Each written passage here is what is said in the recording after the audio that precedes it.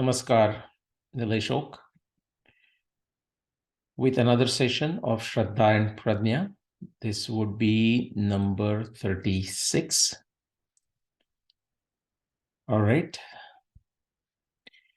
In the previous session, I addressed part 2 of the question that was asked by Girish Naikji. In this session, and hopefully the last session on Jupiter and Saturn evidence from the Mahabharata text, we will look at the description from the Mahabharata text given in the context of two planets, Brihaspati and Shanishchara, Jupiter and Saturn, described as in the vicinity of Vishakha, described them as going bright, and both of them becoming steady. Okay, so essentially their retrograde motion in the vicinity of Vishakha for up to a year, Samvatsara Sthainanjo, that's what it says.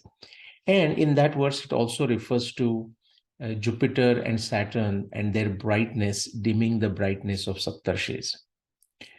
Okay, it's a very simple reference, and anyone with a very basic and simple astronomy background, it should be a piece of cake. Unfortunately, majority of the Mahabharata researchers, and even among them, majority of the so-called Mahabharata researchers, I use the word so-called deliberately, meaningfully, because most of them, if you look at their work, their books, their papers, their presentations, you will find a significant ignorance about the basics of astronomy. And therefore, sometimes most of the dating researchers, whether they use astronomy evidence or not, they do not refer to this evidence at all. Okay, they just don't refer to it. Some of them who do refer to it, there are very few, they claim that this evidence is not has nothing to do with the timing of the Mahabharata war, has nothing to do with the year of the Mahabharata war. And when the evidence is so clear that they will say it was from some other time. Okay. And of course, I mean, the common mass is like, okay, whatever you say, guys, I don't understand astronomy. And that's why these people basically continue with utterly nonsensical, arrogant, foolish claims that they make. And here, my attempt is basically to bring this knowledge make it as simple as possible. There is a limit to it, guys, because if you are not going to move from where you are and just expect to be spoon-fed, this will never happen. I can assure you that. And actually, that's what most of the Indic researchers, whether in the West or in India itself, whether in the pro-India camp or anti-India camp are betting on. Anyways, I just have to do my yajna, and thank you for joining. So, what is the connection of this description of Jupiter and Saturn, their brightness dimming the brightness of Saptarshi? Of course, it is a poetic reference, but there is some reason why it is so. All right, so let's look at this. Quickly going back to the question that Girish Naikji asked from Singapore. Okay, so there are two parts, and actually he has asked many questions. I'm only going to look at part 1 in this particular case. The second part, I already explained in the previous sessions or session of the Shraddha and Pradnya series. So if your memory doesn't tell you that, this makes sense, like why the planet with the shikhas, what is the significance of that, and you just feel totally blank, guess what? You need to stop this video right now. Look at my channel, Nilesh on YouTube. Look at the playlist for Shraddha and Pradnya. Go through the relevant previous episodes. In fact, you should be watching all the previous episodes before just watching this, because I would be, and I have referred to many of the things, I would be referring to many of the things that I have already discussed in the context of this. Which is to say, if I say something here and that does not make sense to you, you have to stop this, go back to the other episodes. All right. So the second bullet, the specific claim 3067 BCE. This is a claim worth studying, guys. Okay, and I would encourage you to study that claim. I would say, in fact, the competition for disastrous claims, for the alternate disastrous claim for the year of Mahabharata war is so intense. There are 130 plus different claims. And guess what? Any two of these individuals will never come together to debate the claim, debate their individual claims against each other, because only thing they will end up doing is exposing how irrational, how illogical, how unscientific, okay? Use all the words, whatever else addition you want to add, are each of their claims are. Basically, they will end up exposing, okay, the unscientific and illogical arguments in support of their theories. Therefore, no other Mahabharata researchers other than 5561 BCE. It's my open challenge to everyone who is out there. They will never come together and discuss this claim and debate their own claims against each other in a very open format, everything recorded, uncut, unedited. Whereas I do encourage all Mahabharata researchers with alternate dates, as long as I have a very basic minimum requirements for debate. And even when they were not provided, I have had debates with them and they were not effective. Now, most of the time audience thinks, oh, that was great, like people chanting Sanskrit verses and people feel impressed. No. Lot of nonsense gets buried because people who are watching this are basically almost close to zero on understanding astronomy, understanding science, understanding logic, and understanding the Mahabharata references. Anyways, so this is a wonderful reference to know, the claim to know. You will see how it's a disastrous on every single count, okay? Every single count, every single reference, every single objective testing, you just name it, logical inferencing, it's a disaster. Therefore, this must be maintained. This must be kept alive to see what kind of fake claim can continue and how long it can continue. As of now, it is continuing for about 50 years, since 1969. There is always someone to pick the baton, and it's a very interesting case study. It's a very interesting case study. It can be a great case study. In a business school, it can be a great case study to teach how science stagnates or how science progresses. So the second bullet, I have already done a session on the planets with the shikhas, why the Jupiter and Saturn are described as Graho Tamra Aruna Shikho, okay? The planets with Tamra Aruna, bright coppery shikhas, extensions, okay? So I'm not going to do that again.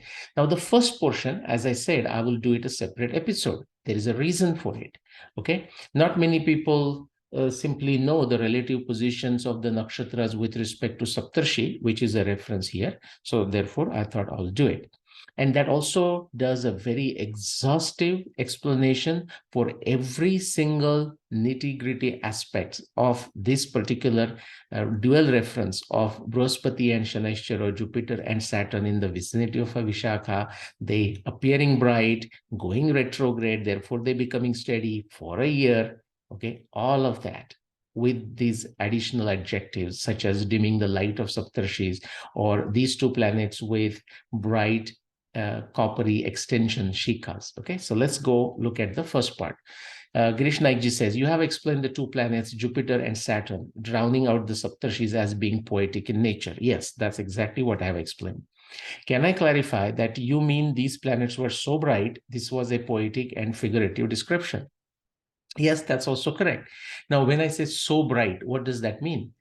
It's the range within which the brightness of Jupiter will vary is well known. It's not going to get any brighter than what it can within the range. Ditto for Saturn. Okay, I already showed the brightness chart for all the visible planets. I will do that again after going through the Mahabharata evidence, super rich evidence against for the descriptions of Saturn through the year time, through the time of the Mahabharata war, descriptions of Venus, descriptions of Mercury. That's something we have not addressed other than conjunctions. And then we will bring all these planets together, look at the intensity. But when I say they were so bright, well, they were as bright as they get during the retrograde. They nowhere I am claiming it would be foolish to claim that, oh, they, for some magical reason, they became brighter than usually what they become bright during the retrograde. No, none of such things. Okay. So the poetic is in the sense because they are in the vicinity. Now you will see these kind of descriptions all the time. If you recall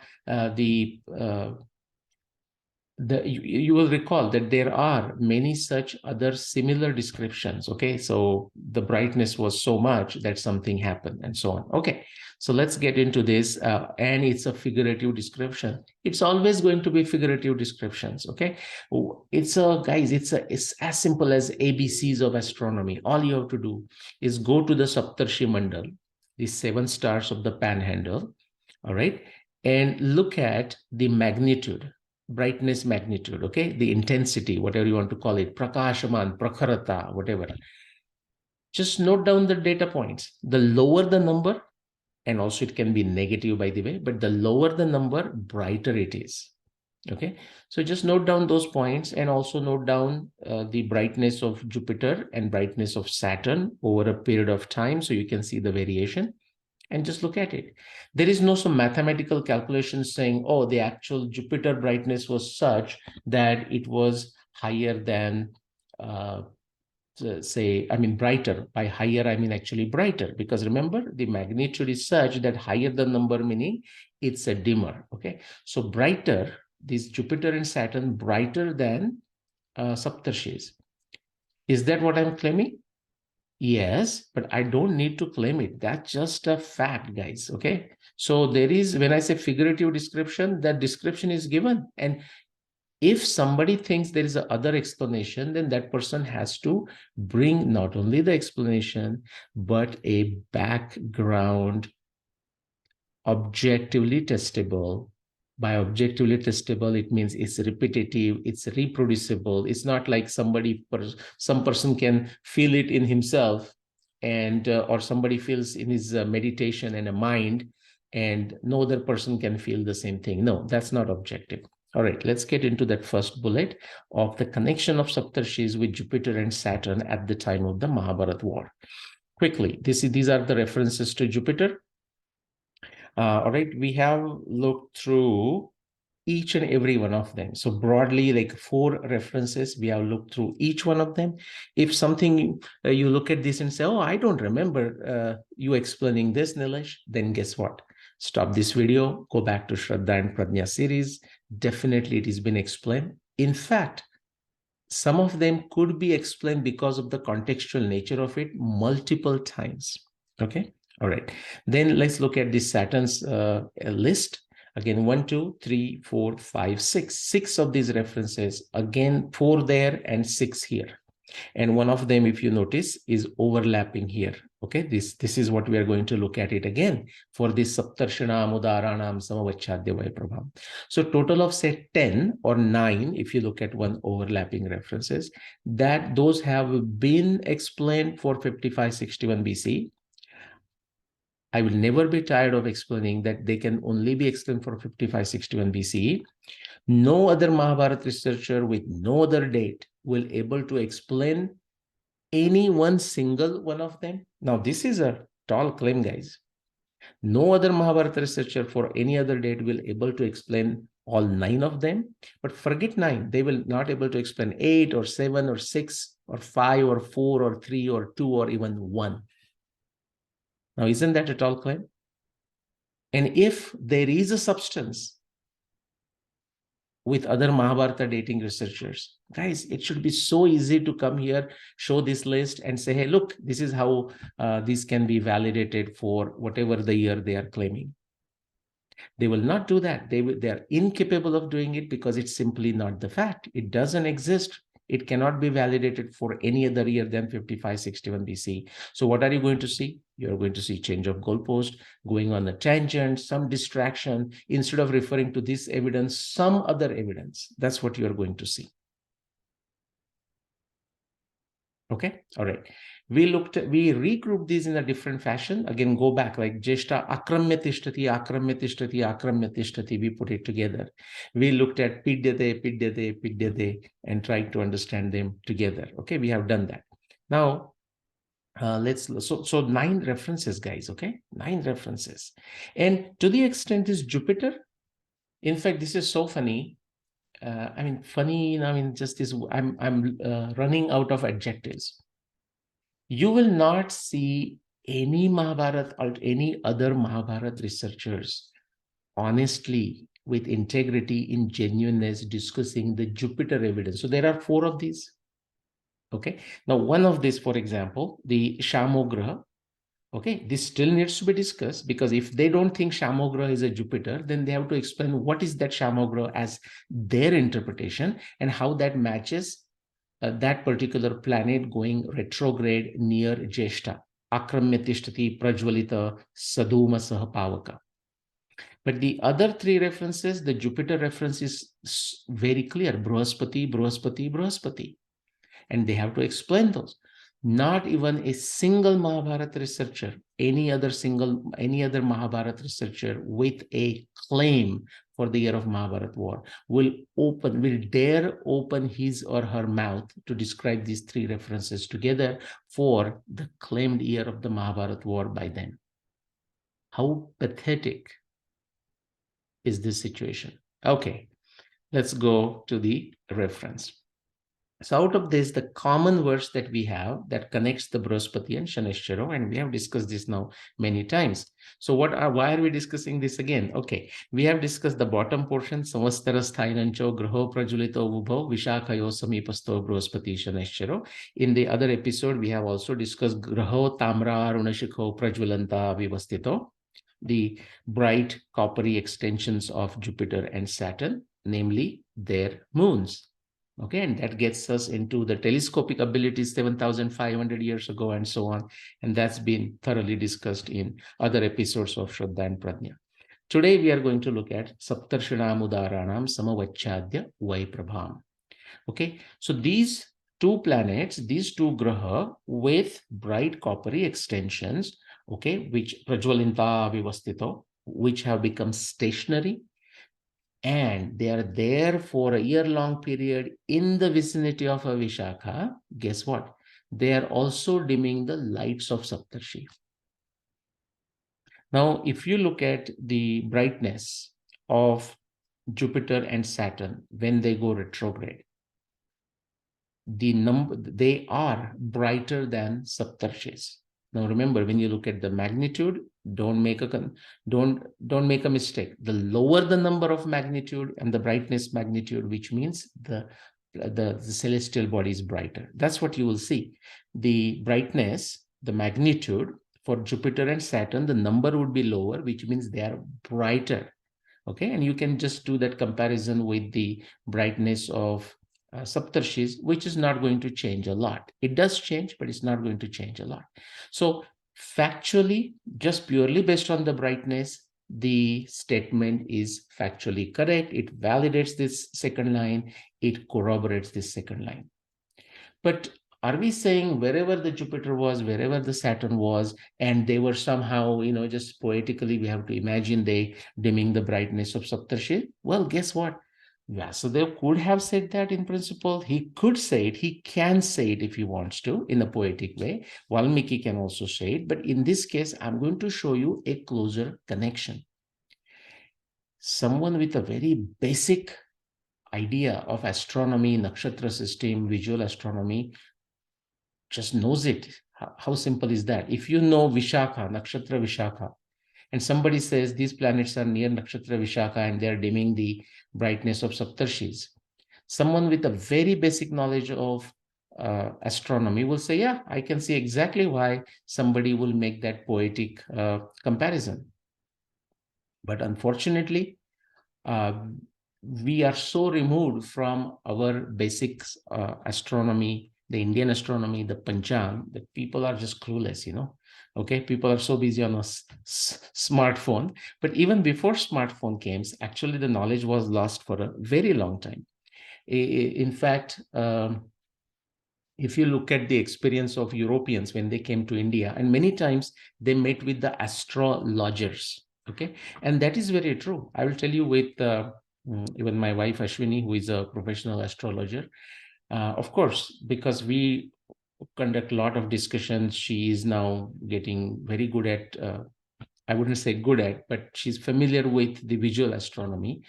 But for as far as their purpose is concerned, as long as they know the birth date, the timing, the location, and either with manual calculation, but these days very sophisticated softwares, they create these horoscopes, a lot of these graha dasha and whatnot, and then it's done. And then it's about the interpretations using the different rules of Parashar Hora Shastra. And there are many individual Jyotishi, I mean, Jyotishi as in Phala Jyotishi, who have written books, and from their works, it's like a very highly empirical. Okay.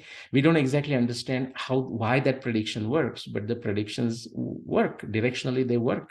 I mean, Ashwini's what you can say, a matching rate is like a 90%, 90 out of 90%. I mean, that's pretty darn impressive. There is that calibration involved, because usually what happens is it's a data point of a one, because even to that one individual for whom she makes the horoscope, that kind of needs to be calibrated to see to what extent the interpretations are coming out right before actually giving the answer to the specific question the individual might have asked.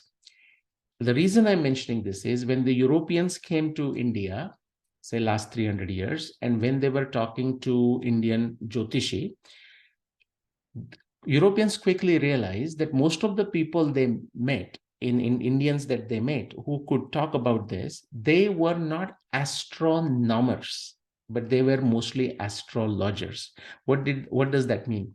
That they could do the calculations for planets, or they could do the calculations for the positions of the planets or the eclipses.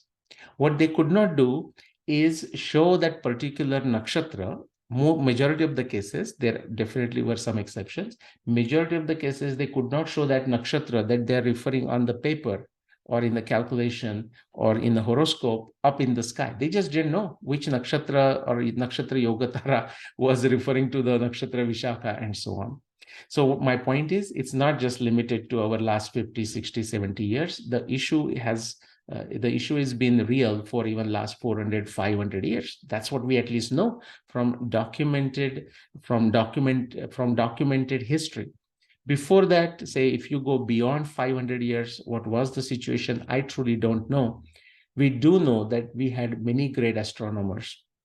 Like we know the Madhava, we know before the Bhaskara, and we know Ganesh Daivadnya, and so many others. So it could be very great, but we just don't have a very good documentation. All right. And that's why we need to, when I say, somebody with a very basic knowledge of astronomy should be able to say, that makes sense. If two planets in the vicinity of a Vishakha are dimming the lights of Saptarshi, of course. What else? But that knowledge is lost, and therefore I'm going to show this to you. I'm taking a snapshot of the sky. Okay. Again, this horizontal line is the line of ecliptic. Okay, the sun's path as seen from the earth. Okay, this is how sun travels. Again, I hate this when some newbie comes and says, but how can sun travel around? Isn't the sun steady and earth is rotating around? If that thought comes to your mind, you are not ready for this episode. Okay, you need to go back and look at my other episodes, or go to Google and do some basics of astronomy. Okay, so if you even confuse yourself with such simple, silly things, then you are not ready for this. Okay, so this is the path of the ecliptic. It's the reference line for all astronomy that is done from the earth. Okay, and all astronomy, who is doing it? To the best of our knowledge, us people on the earth. Okay, so that's all the astronomy we are talking, guys. We are not talking of someone standing on the sun and looking at us. There may be, we don't know about it. Or if you know about it, start your YouTube series, okay? Because that will be a digression worth listening, but not here. So this line here is the ecliptic, the path of the sun. That is the reference line, the reference frame for all astronomy. Okay, now what do we see?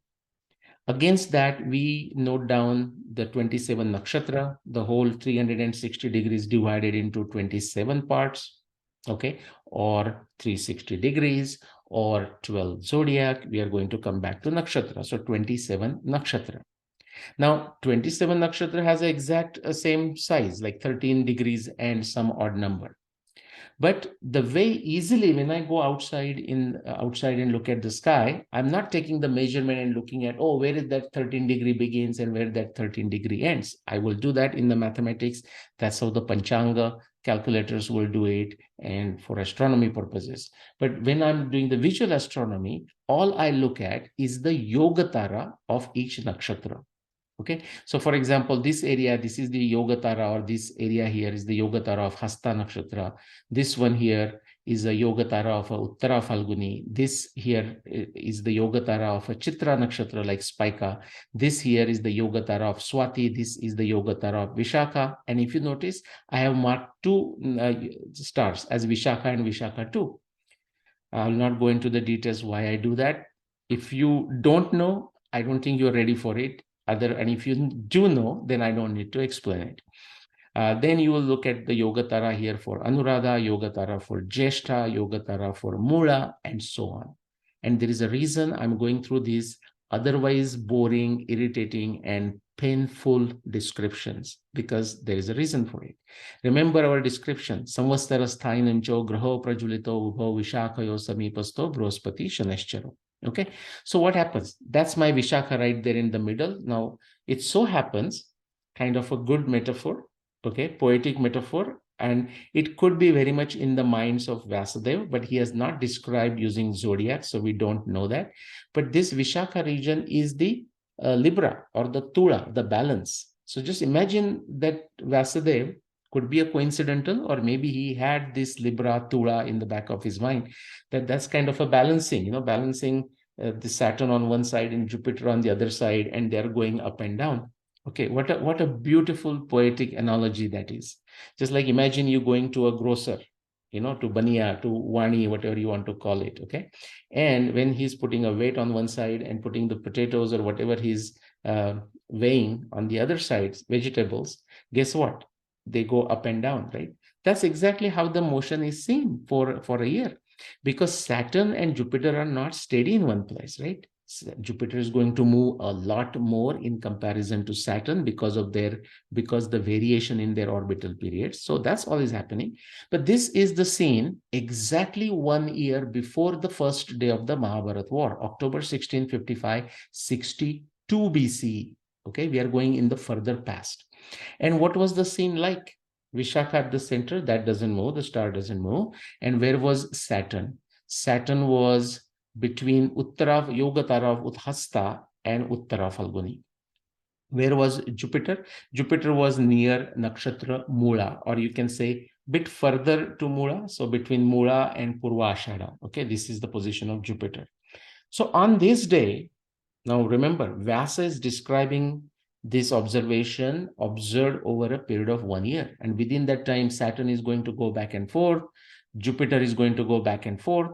When I say back and forth, back when they are in retrograde and forth when they are in a normal motion, those two motions are relatively going to happen at the same time, but they are not synchronous motions when they are going to see going back and forth. Okay. And Jupiter is going to move a lot more than a Saturn. So if somebody with an extremely naive understanding of astronomy comes here and looks at it, oh, look, what's the distance from Vishakha to Saturn? And what's the distance from Vishakha to Jupiter? And is this equidistant? If it is not, why Vasudev said Vishakhayo Samipasto? Well, the person needs another explanation, number one, or understand it with a mature understanding of astronomy. The next question to ask is exactly which day Vyasa is talking. Vyasa is not referring to 1 day. Vyas is referring to a observation made over a period of 1 year. Now, in order to appreciate these observations, guys, those of you who are truly interested in understanding our history, understanding Mahabharata, understanding Ramayana, and those of you understand the importance of a dating. Some people will say, why do I care for a dating? Hey, you know what? I have nothing to argue with you. You can stop the video and move on with your life. Okay. If you do understand, then this is for you. Then you have to start watching the sky, or at least start playing with the astronomy softwares to see some of the nuances. Okay. With that mature intellect, mature mind in astronomy, you have to start understanding this beautiful, super rich, impressive astronomy evidence of Mahabharata and Ramayana. Okay, so what do you see on the day October 16, 5562 BC, 1 year before the Mahabharata war, before the first day of Mahabharata war? Jupiter is here, Saturn is here, Vishakha is right in between. Okay, and because why did I pick 1 year before? In case anybody is like, again, why 1 year? Oh, samvatsara sthainancho graho prajulito ubho.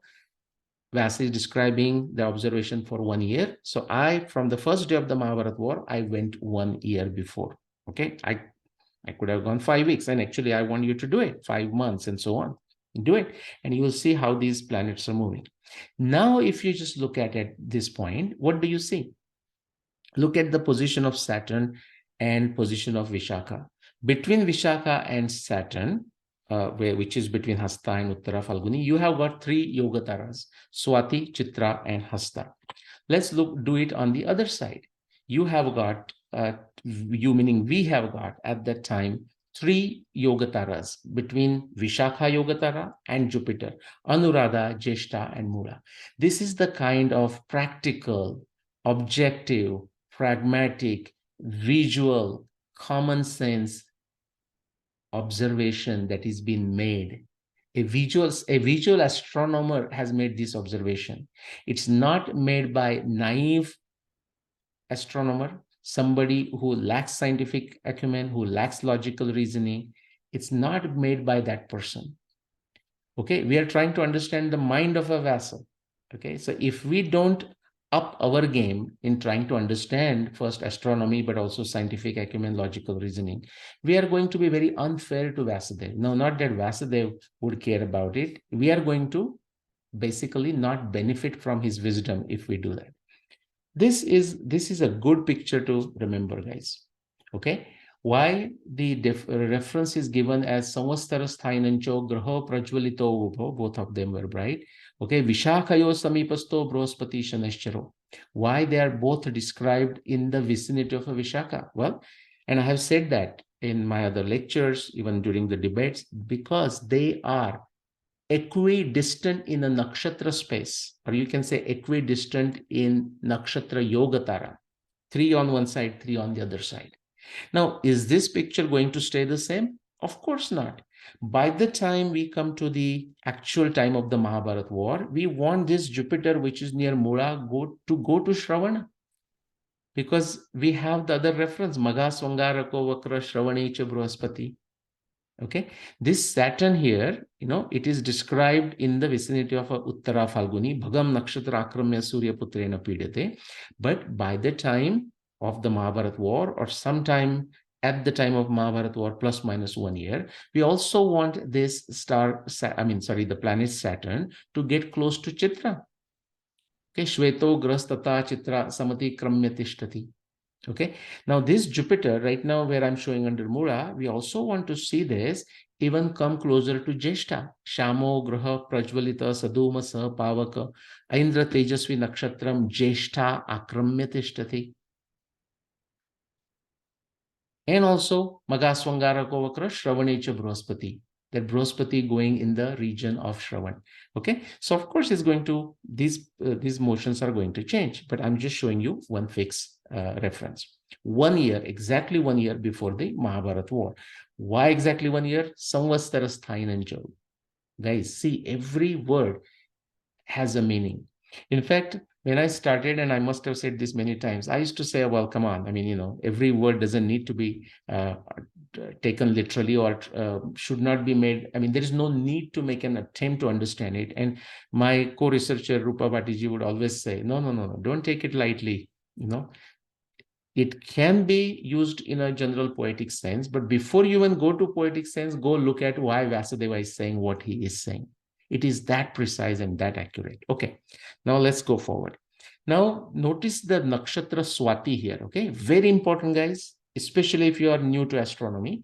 So these are yoga taras: Uttara Falguni, Hasta, Chitra, Swati, Vishakha, Anuradha, Jeshta, Mula. We are going from right to the left. Okay, that's going from the west to the east. Okay, that's how the nakshatra cycle. Okay, so all these planets, if they're not retrograde, they're going to go this way. Sun will move like this, moon will go from right to the left, and so on. Notice the position of Swati. Okay, so keep this picture in mind. I'm going to take you to the next screen. We are going to take this, what you are seeing, and think of it turning through the 90 degrees. You'll see Swati.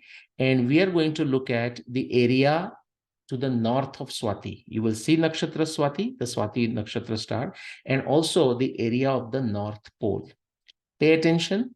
I will tell you, I want to bring this together, give you some of you aha moments, some of you give some of you guys goosebumps, and others maybe bore you so much that you say, I had enough. And that's all. Things are possible. Okay, all things are possible. All right, so we are going to turn this through 90 degrees. You will not see everything that is below, but you will see the star Swati. Therefore, it's important you pay attention. Okay, that's where we are.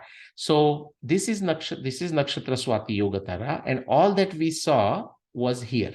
Think of this. All that we saw, like Vishakha and the ecliptic and Jupiter and Saturn and all those other nakshatras, they were here to the left of what you are seeing right now. Okay, further outside the screen next to Swati, because that's what I have put. Now I have taken you to the further north. What am I showing you guys? I'm showing you the north ecliptic pole, and I'm also showing you the north celestial pole. This is my challenge, guys. Okay, I mean, if I do a purely episode on explaining you astronomy, in fact, I'm going to create a course. At least that's my wish. Let's see how far I succeed, and put it on some Kajabi platform or Udemy or something, and just give you references. Guys, get your basics there. But what happens is, like, you want to explain one observation, I have to explain this whole astronomy enchilada. Okay, and that can feel boring, tiring. But if I just do astronomy, that can be super boring. Okay, at least to some. All right, so what's the difference between north ecliptic pole and north celestial pole? Remember, we always talk about our Earth, but it's also, with respect to the ecliptic, we say it's inclined at an angle. And that if we draw a axis through the center of the Earth, which to match with that inclination, and imaginary line, of course, extended up in the sky, where it points to is that north celestial pole. I will be using a short form NCP, North Celestial Pole, North Celestial Point. Now, what is North Ecliptic Pole? Again, imagine the Earth like this. Okay. Of course, it's inclined. But even when it's inclined, okay, just keep it like this. But imagine we want to ignore the inclination and draw a vertical line through it.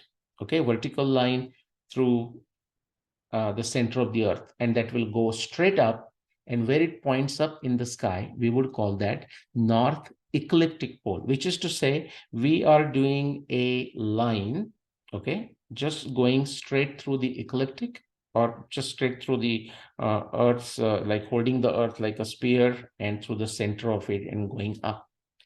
Because Earth is inclined, that's why there is a difference between the North Celestial Pole, this point, it's actually a point, this cross, this plus sign here, okay, and the North Ecliptic Pole. If Earth was not inclined, North Ecliptic Pole would have been equal to North Celestial Pole, and there would be no difference. We wouldn't have called it by two names. So understand what that gap is. One is like, imagine, like you can imagine standing at the equator, or I don't know how to do it, wherever, and just drawing a straight line, and the other line is drawing at an angle with the Earth's inclination. So I'm going to give you the answer. But before even I blurt out the answer, see if you can answer the question in your mind. That will tell you how much you understand astronomy. So what would be this angle? Say angle between this point. You can say as seen from the Earth for simplicity. And this is the view as seen from the Earth. So remember, like two angles, like two lines, and then it creates an angle. So imagine from us where we are, we draw one line going to north ecliptic pole, another line going to north celestial pole. What would be that angle? Do you have an answer ready in your mind? Okay, write it down so you don't cheat yourself. And the answer is going to be, of course, approximate, but sufficient for our purposes. It should be today 23.5 degrees. 23.4, 23.5 degrees. How do I know that? Well, that is the Earth's inclination today with respect to the ecliptic. And that's the gap between this. Because of the Earth's inclination, this gap is here between the ecliptic pole and the north ecliptic pole and north celestial pole, or north celestial point and north ecliptic point. I hope this is clear. And this is very important. Okay. So this north ecliptic pole doesn't change. Okay, because why? We have an ecliptic and we have the Earth going here. Okay, so if we ignore the inclination, guess what? It's always like a line drawn that is 90 degree to the ecliptic, going straight up, 90 degree to the ecliptic. That's that north ecliptic pole. That will not change. But if you look at the Earth's angle, okay, that also doesn't change in a short time, but over a very long period of time, that does change. The angle also changes, but which part of the sky it is pointing to, that also changes, and that is the precession of the Earth's axis. You need to go back if that's not clear to you and watch one of my videos in Dr. No Shorts. Okay, there I'm giving you less than 15-20 minutes, a quick tutorial on some of these astronomy concepts. All right, so let's bring it here. Now, what am I showing you guys here? Notice the position of the north celestial pole. This north ecliptic pole will not change, but as the precession of the Earth's axis happens and that it completes, this is the what is that purple color circle is the circle of the precession of the North Pole or precession of the Earth's axis. Both mean the same thing. Okay. So right now meaning in 5561 BCE, notice, see, this is the pink circle. And here I have written down North Pole or North Pole point in 5561 BCE. And that, therefore, this plus sign is there. This is the scenario I'm showing at the time of the Mahabharata war. What is the scenario today? Today, and I'll show you in the simulation. So this North Celestial Pole, which was here, just notice down where it is, sort of near Swati, and also somewhat closer to Arundhati Vasishta. By the way, I didn't mention this until now. This is the Saptarshi. Okay, so these are the 4 stars of the pan, and these are the 3 stars of the handle, and the middle star is a Vasishta. Next to that is a Arundhati. Why don't you see them as 2 stars? Because the magnification is not right. You have to expand it here. I'm not going to do that because it's a static picture. All right. But the position of the North Celestial Pole, which is here in 5561 BC at the time of Mahabharata war, is not the position of the North Celestial Point today. North Ecliptic Pole, guys, exactly the same. It was in that same place 7,500 years ago. It is at the same place today. So where you think the North Celestial Pole is today, this point would be right here next to Polaris. Therefore, in our times, because this North Celestial Pole is here next to Polaris, which is what? Earth's axis is pointing to that part of the sky, which is very close to Polaris. And therefore, we call Polaris as our pole star in our times. That's not going to be the pole star in future. That was not the pole star in the past. In fact, the last time Polaris was our pole star, the way it is now, was more than 26,000 years ago. Okay, essentially going back through this whole cycle and coming it here. All right, so at this point, I am going to stop this particular presentation. I want to share a simulation with you so you see what this looks like in a real life. Okay, the day I'm showing you here. All right, I think it allows me to do it. Okay, the day I'm showing the day I'm showing is like a today's day, or one day plus minus, November 23, 2022. Notice where the north celestial pole is. The north ecliptic pole remains where it is. Okay, this is the circle. This is the circle of the precession of the Earth's axis. Exactly same circle. The picture that I showed you just now, okay, that picture showed this north celestial pole point here at NP 5561 BCE, much closer to the Saptarshi than what it is today. I mean, today is not that bad either. It's not like at Danube here, it's not here. But relatively speaking, at the time of Mahabharata war, the north celestial pole was much closer to Arundhati Vasishta.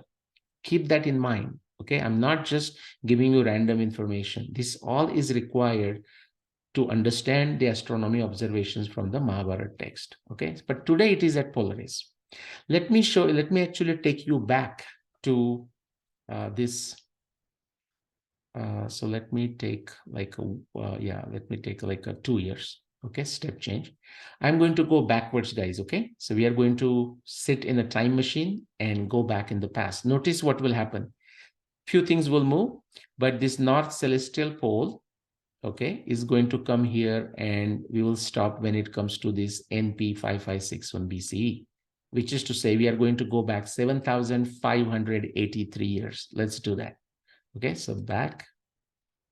Okay, so this moves a little bit, ignore it. But what I want you to notice is how this north celestial pole, that plus sign, starts moving away from Polaris. It's going to go towards the Kochab, then it comes to Thuban, then it's going to come all the way to 5561 BCE.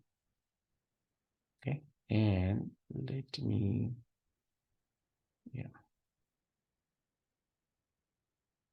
So notice how it is now has moved away from Polaris. Okay, it is, we are sitting in a time machine and going back. Okay, back to the past, not back to the future. And I put a step change of 2 years. Okay, so we are now gone back by about 2,500 years. The north celestial pole is near star Kochab. And when we get to about 3000 BCE, we will get close to the star Thuban. In fact, what does that mean? In 3000 BCE, Thuban was our pole star and not Polaris. Okay, so I'm going to stop it here. Okay, so right there. Okay, so about 2787, 3000 BC. Okay, in astronomy, for a pole star, 2787 BC and 3000 BC and 3200 BC is exactly the same for a pole star perspective. Very important you understand. Okay, so now this point is also close to Arundhati and Vasishta, by the way. Notice that in comparison to Polaris. So if you go back 5,000 years, Polaris is not our pole star. And Thuban is pretty distinct, okay? Let me see if I can show you. I have to move from there further so that I can separate Thuban. So just like how we see the intensity, the brightness of it, see magnitude here, Thuban is 3.65. Okay, 3.65. Just for example, let me show you the magnitude of Mizar, which is pretty bright, okay, which is Vasishta. See, magnitude is 2.22. Remember, lower the number, brighter the star. And this is again Astronomy 101. There are many other nuances to the magnitude versus actually the brightness perceived from the Earth and so on. We will not make this complicated, okay? So yes, this is a brighter star. And at some point, I will also show you the Jupiter and Saturn's brightness. But just remember as a reference, so the magnitude, the brightness of Vasishta was what, 2.22.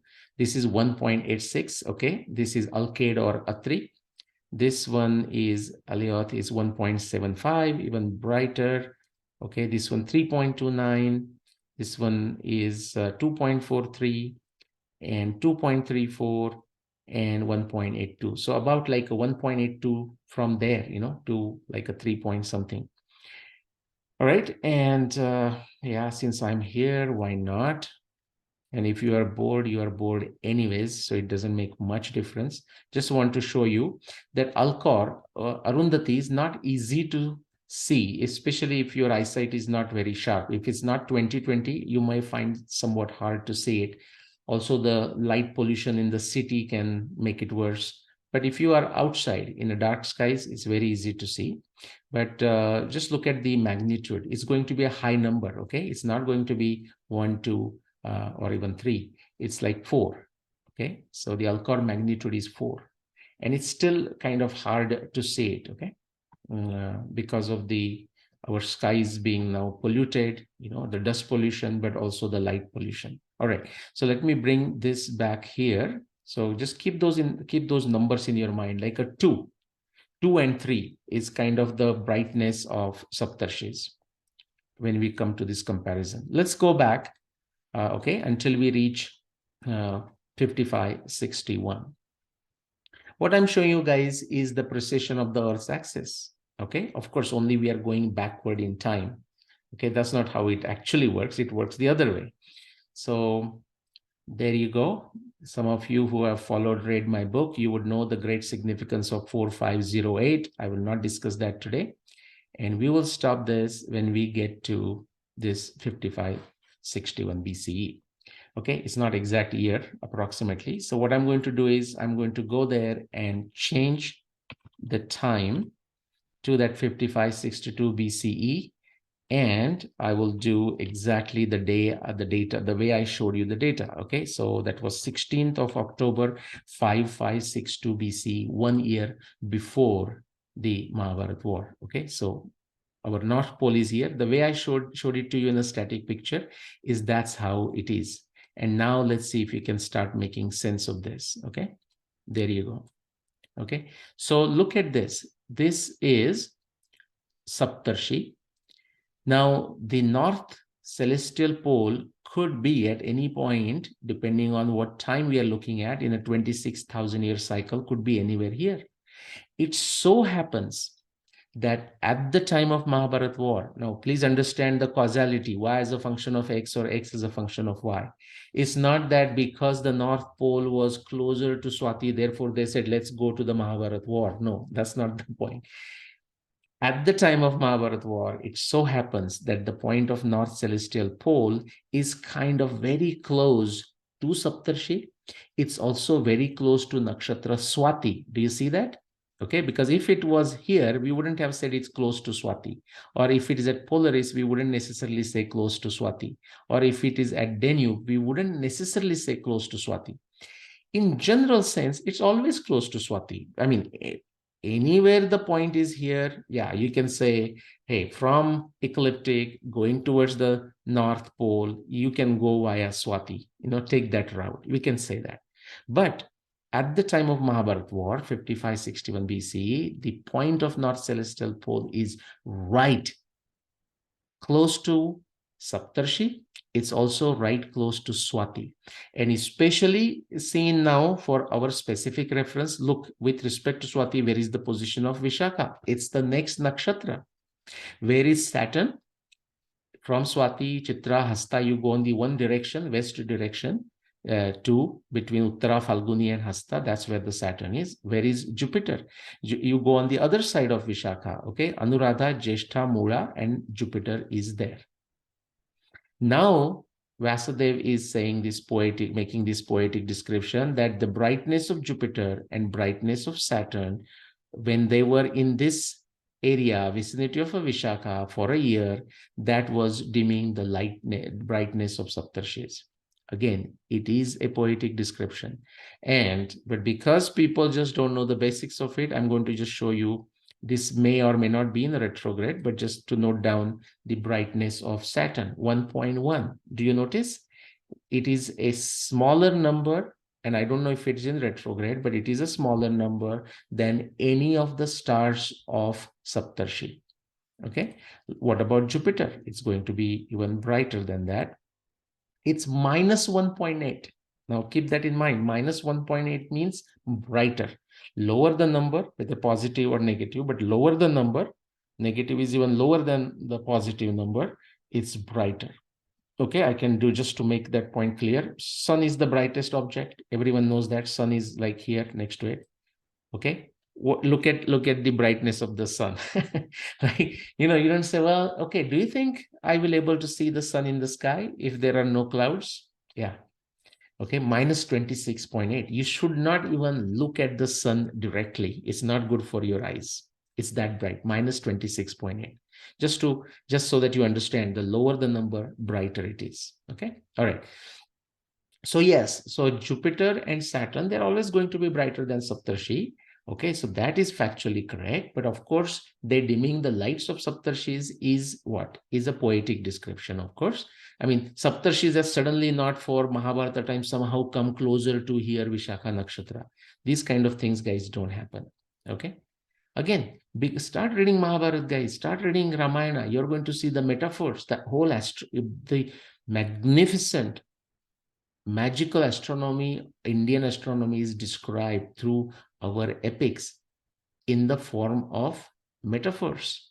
Okay, start reading Ramayana, start reading Mahabharata. All right, now let's come to, let me see if anything else I want to describe. So remember this, the North Celestial Pole is right here next to Swati, but also next to the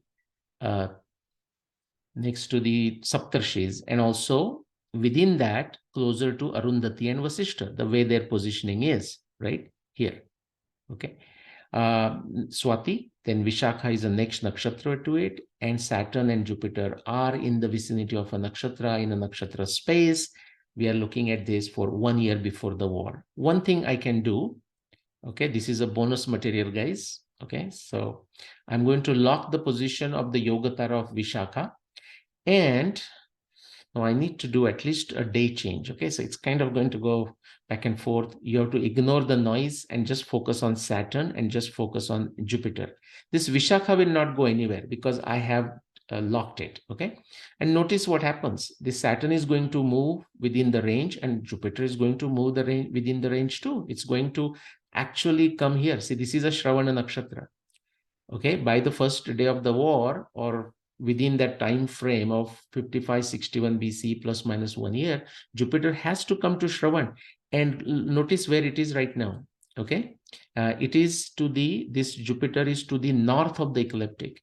It has to cross the ecliptic and go to the south. That is that Magaswangara ko Vakra Shravanicha Bruhaspati. Okay, so let's look at this. What I'm going to do is, so you can see practically everything inside here. And let me do this. So we begin our simulation 1 year before the Mahabharata war.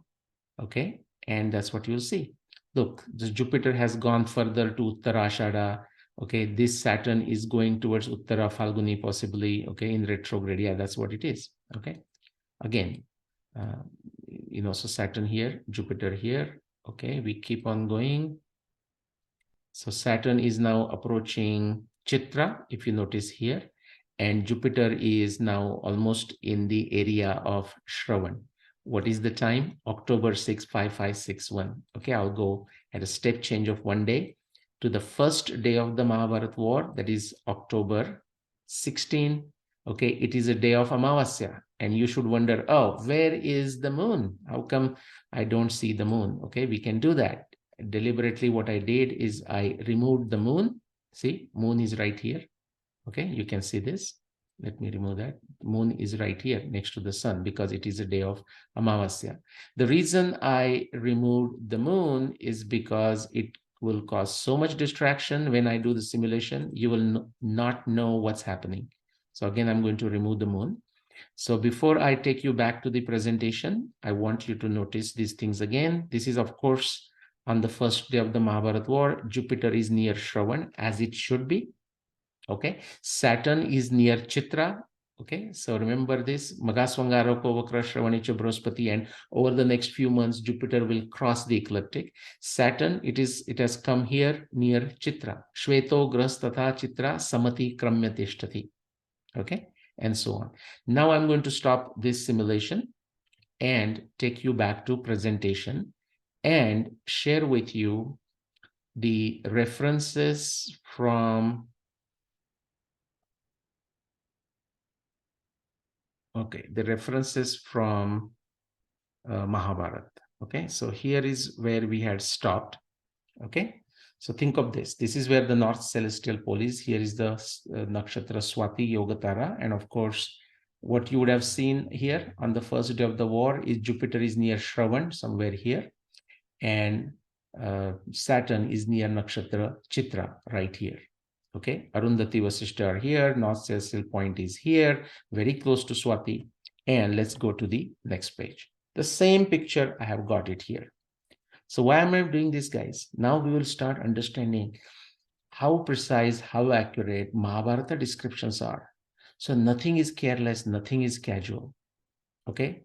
So you have to guard yourself with this knowledge so that nobody can fool you, including myself. Okay? You have to hold any Mahabharata researcher, any Indic researcher, him or her, to his or her feet. Like, hold them tight. Ask questions. Ask sharp questions, not foolish questions. Do some homework so that you can ask smart questions. Okay, same picture, guys. North Celestial Pole is here, very close to Arundhati Vasishta, very close to Swati. That's what I described. Here is my Yogatara of a Vishakha. Here is Jupiter. Okay, if you think first day of the war, see, this has gone beyond Mula, beyond Purvashada, almost like near Uttarashada or beyond Uttarashada, and definitely near Shravan. This is that one of Shravan, V-A-N, S-H-R-A-V-A-N. Okay, and where is my Saturn? Saturn is here. So it won't be, I can tell you, this is not the first day of the war, because I don't know what date this scene was taken, but you have to go further, like, because Saturn will come close to Chitra and Jupiter will go close to Shravan, but that is sufficient for our purposes. Now let's start understanding the reference. Before I take you to the very reference that we are discussing, Saptarshinam Udaranam Samavachadhyavai Prabham, let me tell you additional references from the Mahabharata text that describe this space.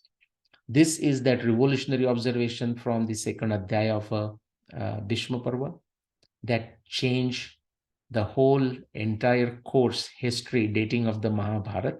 Okay, because what that one shlok did, after 15 years of my research, me lucky one, Vyasa, it's the amazing description encoded by Vyasadeva. That's why we can do it. Yachaisha Visuta Rajas Trailokya Sadhu Sammata Arundhati Dayapesha Vasishta Prashtata Kruta.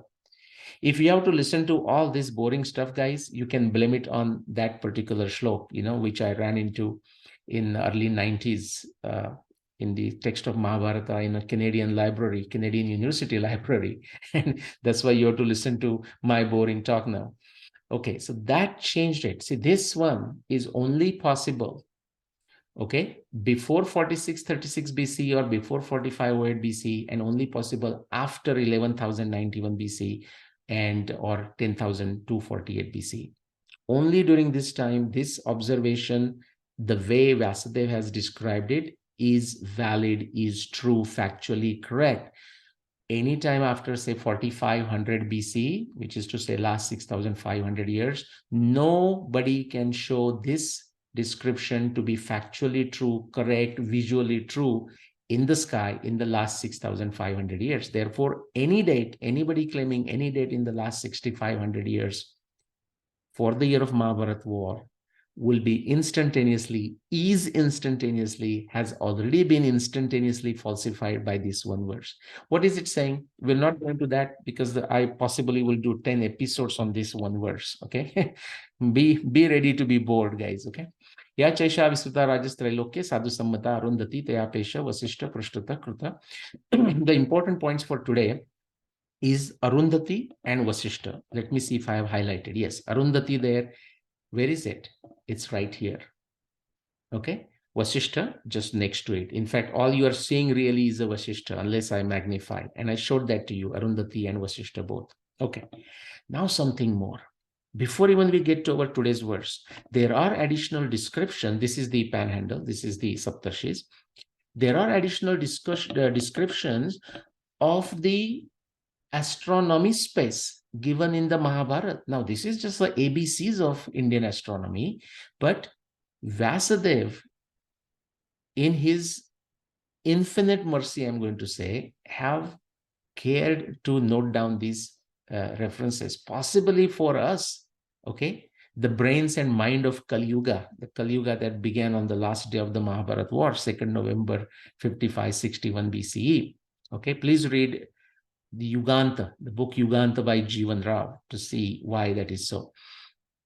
But Vyasadeva has given this reference, and see how it's all going to come together. Okay, bear with me for, we have gone over an hour. Bear with me for another 10 minutes or so.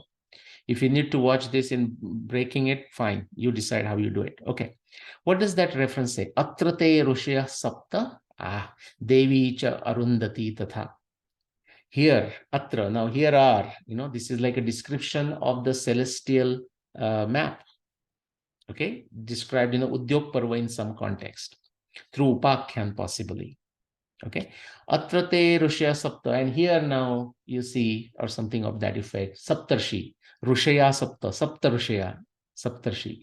And also don't forget Devi Arundhati, and Cha also, and Devi Arundhati. Then it says, Atra Tishtati Vai Swatir. Very important. And hey, so you see the Saptarshis? Now, okay, look at those Saptarshis and look at that Arundhati, as if like somebody is showing at night sky, look at this. Okay, where are they? It actually says where. I'll just show that in a minute there. Okay, Udaya Smruta, see, they are rising. So definitely you can say, hey, whoever it is on the Kurukshetra or wherever, northern India, the person is looking in the northeast direction at night. Okay, and saying, look, the Saptarshis are rising. There are these Saptarshis. There is this Arundhati. And look, that is a Swati star that's rising. They are close to each other. They are going to rise more or less around the same time. Okay. Then he says, Atra Yajnam Samaruyam. Now, this is beautiful, guys. It should give you goosebumps. Samaruyam Dhruvam Sthata Pitamaha. There is no mention through Dhruva star. Okay, but there is a mention to Dhruva point. Atra yajnam samaruyya dhruvam sthata pitamaha. And also look at that North Pole point. Here, Dhruva is to be translated North Pole point. There is no star here. When it's a star, it is given. In entire Mahabharata text, this should give you goosebumps. In entire Mahabharata text, in the context of a Mahabharata times, because Mahabharata also talks of ancient times, and Mahabharata, so if it's talking of ancient times, that's a different story. But when the relevance is to the Mahabharata time itself, you will never see a reference to Dhruva Tara, to star or North Pole star. Why? Because at the time of Mahabharata war, 5561 BCE, there is no distinct, bright, visible to the naked eye, a star that can act as a North Pole star. How beautiful. Just don't go by this verse. Read the entire Mahabharata to see if you can find a Dhruva Tara. You will not find it the way we see today and the way it is described in the Ramayana, because there was Dhruva Tara. In fact, there were two pole stars, one in the north, one in the south at the time of Ramayana. That's a different subject. Atra yajnam samaruyam dhruvam sthata pitama. Now, what you may say is, well, Dhruva, sort of Swati in northern direction, near Saptarshi, Dhruva is always there. Yeah, and that could have been the way of describing. But how beautiful that actually the north celestial pole is right next to Swati and next to Arundhati Vasishta at the time of Mahabharata war. Okay, so that's that. And then it's a Jyotishi Chandra Suryancho Parivartanti Nityasha, which is to say what? The Chandra and a Surya along the ecliptic make rotations around this area. All right. So in fact, another time I will show this to you, that all forget these planets, but all the stars of the northern regions, and of course, everything is going to appear going around this north celestial pole. That itself tells you that it is referring to that Dhruva point. Okay. All right. Now, let me show you these connections in this verse. So Arundhati is there. Okay. And Saptarushya, where are they? Yeah, those Saptarshis there, the panhandle. All right, again, Arundhati is there, so I have not shown it for the second time. Where is Swati? Right there. Okay, there you go. Where is Dhruvam? There, North Celestial Pole, very close to Swati, very close to Arundhati Vasishta. Okay, there. And now let's bring our verse, and we are almost done. Now, Graha Tamra Runashikho Prajulanta Vivastito Saptarshanam Samavachadya Prabham. Now, Samvatsarasthainancho Graha Prajulito Ubha Vishakhayo Samipasto Brahaspati Shanishcharo.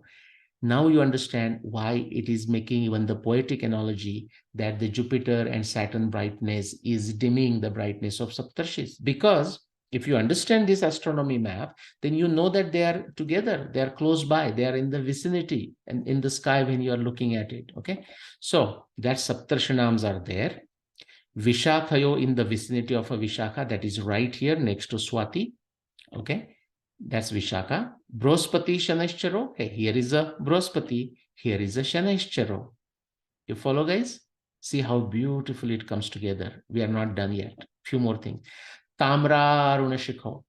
And if you look at my previous episode, you will see I conjectured. I mean, we don't know the answer. So I started with truly we don't know what Vasudeva might be referring to as a bright coppery extensions.